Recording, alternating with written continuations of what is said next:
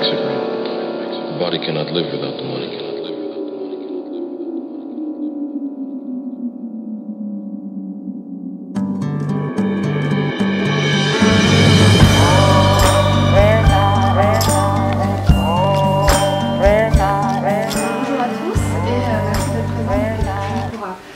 La soutenance de mon mémoire qui porte sur le développement du pouvoir d'agir des jeunes à la mission locale du pays de Saint-Malo. Je commencerai par vous présenter rapidement mon parcours, viendra ensuite le choix de mon sujet. Je vous présenterai ensuite le résultat de ce travail de recherche. Je ferai un retour sur mon projet pédagogique innovant et ses perspectives. Viendra ensuite un regard critique avant de conclure sur les apports de cette année de formation. Donc mon parcours, alors j'ai 35 ans et je suis titulaire d'un BTS en économie sociale et familiale que j'ai obtenu en 2004. J'ai poursuivi ensuite par le diplôme d'État de conseillère en économie sociale et familiale et que j'ai choisi d'interrompre pour reprendre une boulangerie. J'ai ensuite été globe-trotteuse, puis intérimaire dans l'industrie, employée dans la grande distribution, employée de banque et assurance. Et en 2010, j'ai été recrutée dans une maison d'emploi auprès d'un public donc en insertion et le réseau de cette maison d'emploi m'a permis d'être recrutée ensuite à la mission locale du pays de Saint-Malo, donc sur un poste de conseillère technique au sein de l'équipe emploi. Donc la mission locale de Saint-Malo, c'est une des 442 missions locales du territoire qui exerce une mission de service public de proximité, donc auprès des jeunes de 16 à 25 ans, pour faciliter leur insertion sociale et professionnelle. Donc je suis conseillère emploi depuis 8 ans et en 2016, lors de mon deuxième congé maternité, j'ai fait le point sur ma pratique. J'ai pris du recul parce que j'ai pris conscience que j'avais vraiment envie d'aller sur le volet accompagnement global, vraiment aller plus loin que l'accompagnement emploi. Mais ça m'a renvoyé aussi de nombreux questionnements, notamment sur ma légitimité et mon besoin de développer mes compétences. Donc j'ai profité de ce temps libre pour solliciter un conseil en évolution professionnelle, donc qui m'a confortée dans mon choix de formation. Et c'est la licence professionnelle, donc MF2I, qui correspondait effectivement le plus aux compétences que je voulais acquérir dans le domaine développer en tout cas dans le domaine de l'accompagnement, vers l'accompagnement global, qui est la force des missions locales, et des compétences que je voulais vraiment là pour le coup aussi acquérir dans le domaine de la formation. Parce qu'on est amené de plus en plus aussi à animer des sessions collectives. Donc j'ai réalisé cette licence professionnelle dans le cadre d'une période de professionnalisation et donc soutenue par ma structure. Et si je suis là aujourd'hui, c'est pour vous présenter les résultats de ce parcours. Donc le choix du sujet. Donc ce qu'il faut savoir, c'est que depuis la précédente réforme de la formation professionnelle, les missions locales sont opérateurs du conseil en évolution professionnelle, qui est un accompagnement à la mise en œuvre d'un projet professionnel. Et à ce titre, elles ont pour mission de sensibiliser le public qu'elles accompagnent au compte personnel de formation, qui est un droit à la formation professionnelle. Et c'est dans cet objectif-là que j'ai créé, avec une de mes collègues, un atelier collectif de présentation et d'accompagnement à l'ouverture du compte personnel de formation. Peu de jeunes ont bénéficié de cet atelier, donc pour diverses hypothèses que j'émets dans mon mémoire. Et pourtant, le CPF est un outil du Conseil en évolution professionnelle. Et ces deux dispositifs ambitionnent vraiment de renforcer l'autonomie des jeunes en leur permettant d'être acteurs de leur parcours et de développer leur pouvoir d'agir. Donc je pose de nombreuses questions tout au long suite à ce constat, et j'en suis arrivée à une question de départ qui est, donc, dans le cadre de leur mission visant l'accès à l'autonomie, comment les missions locales peuvent-elles accompagner les jeunes dans le développement de leur pouvoir d'agir. Et moi j'ai vraiment souhaité profiter de ce travail sur le mémoire pour vraiment aller interroger les jeunes et que les réponses viennent d'eux. Donc j'ai tourné ma problématique de leur point de vue, en essayant de comprendre quels étaient selon eux les éléments qui favorisent le développement de leur pouvoir d'agir au cours de leur accompagnement à la mission locale. Donc pour y répondre, moi je me suis appuyée des concepts d'accompagnement, d'autonomie et d'empowerment que Yann Le Bossé a traduit par le développement du pouvoir d'agir et qu'il définit comme la capacité des personnes à exercer un contrôle sur la définition et la nature des changements qui les concernent. Donc moi je me suis rendu compte qu'il y avait beaucoup de similitudes entre tous ces concepts et qui finalement sont aussi résumés dans cette définition de l'accompagnement de Maëla Paul, pour qui l'accompagnement s'avère en fait un espace au sein duquel le professionnel crée les conditions pour qu'une personne s'exerce avec lui, à décrire quelle est sa situation, à poser et construire quel est son problème, à identifier quelles sont ses ressources, celles dont il dispose jusqu'à maintenant et celles qu'il devra acquérir, à chercher ensemble comment mobiliser ses ressources au sein d'un environnement donné, à exprimer ses choix, exercer son pouvoir de décision et développer concrètement son pouvoir d'achat. Et je me suis également rendu compte que ces concepts avaient aussi beaucoup de liens avec une approche que j'ai découverte en étudiant tous ces concepts, qui est l'approche centrée donc, sur le développement du pouvoir d'agir, qui a été également créée par Yann Le Bossé. Et avec cette approche, l'intervention porte simultanément sur les conditions individuelles et structurelles qui sont à l'origine des situations de problème.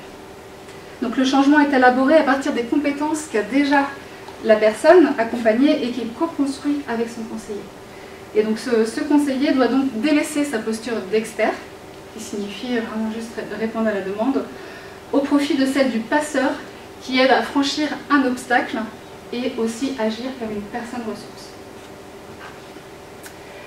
Donc la lecture, toutes ces lectures m'ont permis d'identifier des indicateurs et qui m'ont permis d'élaborer un guide d'entretien. Donc ensuite j'ai rencontré donc, en tout 7 jeunes dans le cadre d'entretiens semi-directifs, 7 jeunes qui m'ont été orientés par leur conseiller généraliste. Donc c'est les résultats de l'analyse de ces entretiens que je vais à présent développer. Donc moi j'avais choisi de présenter les différentes données de ces entretiens en 2 parties.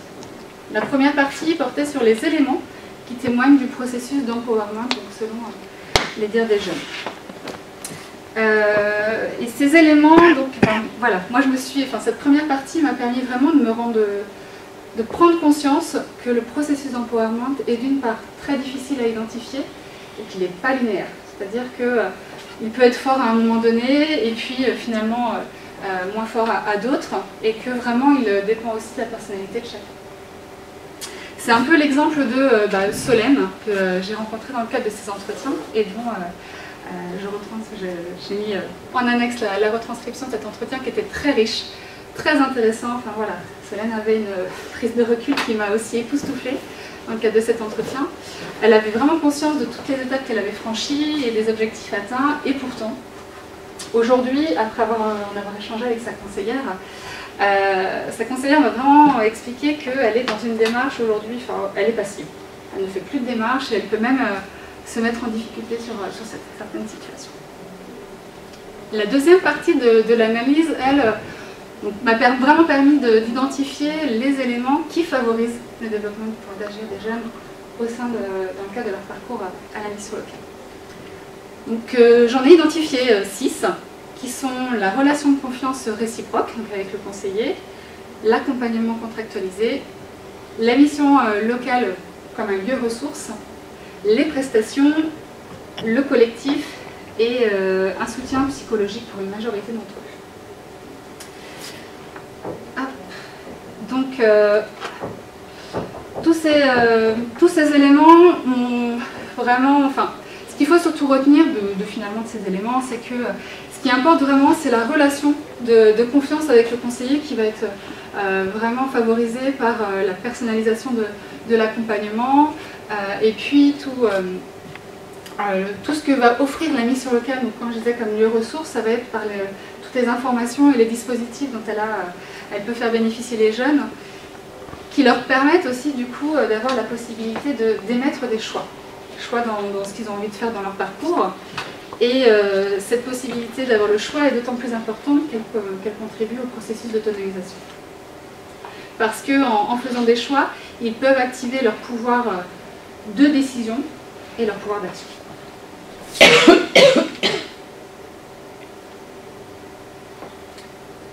Donc les perspectives de mon PPI. Alors, on n'a pas eu de nouveaux ateliers depuis la réalisation de ce mémoire, parce qu'on attendait aussi les retours de la nouvelle réforme, de la formation professionnelle qui vient d'être adoptée donc, au 1er août et qui occasionne de nombreux changements. Donc avec ma collègue, on s'est dit aussi que très prochainement, dans les semaines à venir, on allait former nos collègues conseillers généralistes pour qu'ils puissent vraiment être sensibilisés eux-mêmes, finalement les jeunes, en entretien individuel, pour que voilà, chaque jeune puisse vraiment avoir ce niveau d'information, ou en tout cas être sensibilisé à la question du CPF. Par contre, voilà, on va vraiment essayer de développer des ateliers plus consacrés aux questions techniques, telles que vraiment là, on voit bien que le CPF va aussi prendre de l'ampleur. Donc ça va poser des questions par rapport à la création des dossiers de formation ou bien même à la mobilisation du CPF quand le projet de formation est validé. Donc là, on est sur des questions plus techniques qui nécessiteront sans doute des ateliers collectifs animés par moi ou ma collègue. Donc moi j'ai souhaité effectivement poser un regard critique aussi sur ce travail de mémoire. J'y ai vu des points d'amélioration et des limites, mais également des points forts.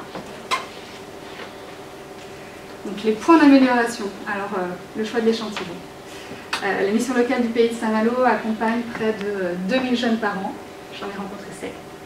Donc j'ai conscience que voilà, c'est pas un échantillon qui est forcément représentatif par rapport au nombre de jeunes accompagnés, et puis ils m'ont été orientés par leur conseiller généraliste. Donc j'ai conscience aussi que le choix peut être un peu biaisé. J'aurais pu par exemple faire une requête en fonction des critères dont j'avais besoin sur le profil des jeunes, et puis pourquoi pas leur envoyer un mail et leur permettre voilà, d'être volontaires pour intervenir sur, enfin en tout cas prendre la parole sur ces questions. Le deuxième point d'amélioration, en première partie d'analyse, qui sont effectivement perfectibles, parce que c'était un premier exercice. J'ai voulu moi rendre cette première partie d'analyse un peu plus visuelle et agréable. C'était un premier exercice et donc voilà, je pense qu'il y a moyen de le perfectionner. Et puis j'ai aussi conscience d'avoir beaucoup cité les jeunes. Et ça c'était vraiment pour me préserver du risque d'interprétation. Voilà, toutes ces citations m'ont permis vraiment d'appuyer aussi ce que j'avais envie de dire. Mes limites, donc ma boulimie livresque, ça veut dire que je n'arrivais pas à m'arrêter de lire. Donc c'était compliqué voilà, de faire des choix sur les références. Difficulté à prendre du recul aussi par rapport à mon poste. Voilà, après une journée de travail, de revenir dans notamment les concepts et là plus la théorie. Et puis donc un sujet qui est vaste. C'est-à-dire que l'empowerment, voilà, il y a énormément de choses à dire. Et puis donc j'ai pas pu toutes les explorer. Quant à mes points forts, les entretiens, qui ont été vraiment riches, de par aussi les rencontres avec les jeunes, mais aussi par leur contenu. Enfin, vraiment, j'ai été surprise de la facilité qu'ont eu les jeunes à se livrer. Un sujet qui, pour moi, aussi était passionnant, qui m'a vraiment porté tout au long de ce mémoire, et qui je trouve, est d'actualité. Quant à mes apports un peu plus personnels et professionnels, c'est vraiment la découverte de l'approche centrée sur le développement du pouvoir d'agir qui a vraiment voilà, aujourd'hui enrichi ma pratique. Le lien également avec l'évolution de mon poste. Là, je vais être amenée, je suis en train d'évoluer sur le poste de conseillère généraliste et puis donc le travail sur la posture réflexive qui est voilà, vraiment nécessaire dans nos métiers. Donc j'en arrive à ma conclusion. Quelle aventure! Quelle aventure parce que c'était Une année donc, riche en apprentissage sur les plans professionnels et personnels. Un des nombreux intérêts de ce travail de mémoire et de la licence en général est que ça m'a permis de prendre du recul et de constater que si j'aime autant mon métier et que je souhaite continuer à me former pour répondre au mieux aux attentes des jeunes, c'est parce que toute cette démarche de développement du pouvoir d'agir, je l'ai appliquée pour moi-même dans le cadre de mon parcours. J'ai aussi conscience de l'opportunité que j'ai eue en ayant été soutenue par ma structure dans mon projet de formation et d'évolution professionnelle, car la mise en œuvre du pouvoir d'agir dépend aussi beaucoup du contexte dans lequel on se trouve. J'avais besoin d'acquérir ma propre démarche d'accompagnement et celle centrée sur le développement du pouvoir d'agir que j'ai découverte et qui m'a permis d'approfondir ma pratique me correspond complètement. Dans mes pistes de réflexion, j'envisage aussi de me former à la méthode ADVP, l'activation du développement vocationnel et personnel, qui me paraît vraiment complémentaire à la démarche DPA. Donc je mobiliserai peut-être très certainement mon CPF pour approfondir ma technicité, notamment sur le volet de l'élaboration de projet. Donc aujourd'hui, je suis conseillère généraliste et je m'attacherai à poursuivre ce travail d'auto-formation amorcé par la licence et rester attentive sur les notions d'accueil, de bienveillance, d'écoute et de temporalité de chacun. Merci.